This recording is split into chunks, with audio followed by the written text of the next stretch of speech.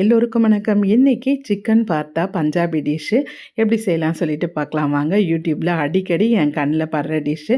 First time நான் செய்கிறேன்.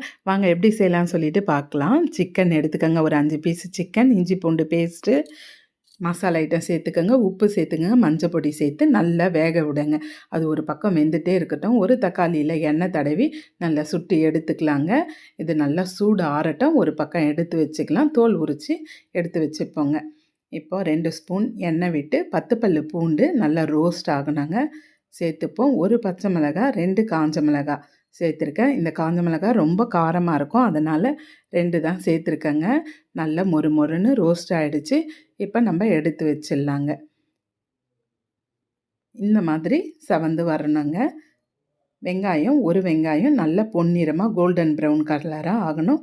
அதுவும் இந்த மாதிரி ரோஸ்ட் பண்ணி எடுத்துக்கங்க.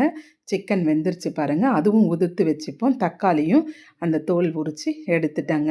இப்போ சால்ட்டு, உப்பு சேர்த்து நல்லா இந்த மிளகாவை தூள் பண்ணி விடுங்க. எல்லாமே தூளாக வரணுங்க. நல்லா மொறு மொறுன்னு இருக்குங்க. இது கூடவே பூண்டும் நல்லா மசிச்சு விடுங்க.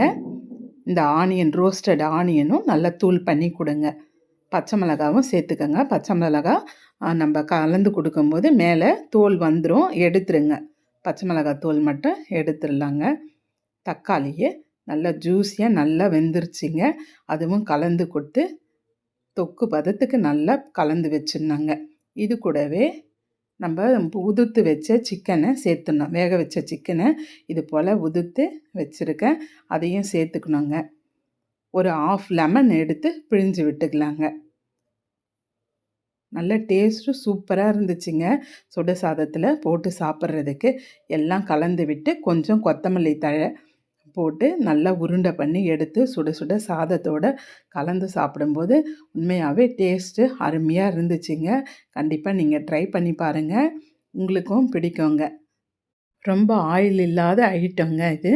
இந்த டிஷ்ஷு பாருங்கள், நல்லா உருண்டை பண்ணி சாதத்தோடு வச்சு ஒரே ஒரு ஸ்பூன் நெய் விட்டு நம்ம கலந்து சாப்பிடும்போது நல்ல வாசம், நல்ல மணமாக எல்லாமே ரோஸ்ட்டு பண்ணி சுட்ட தக்காளியோட வாசம், நல்ல ரோஸ்டட் ஆனியன், ரோஸ்டடு கார்லிக் எல்லாமே நல்ல டேஸ்ட்டு அருமையாக இருந்துச்சுங்க.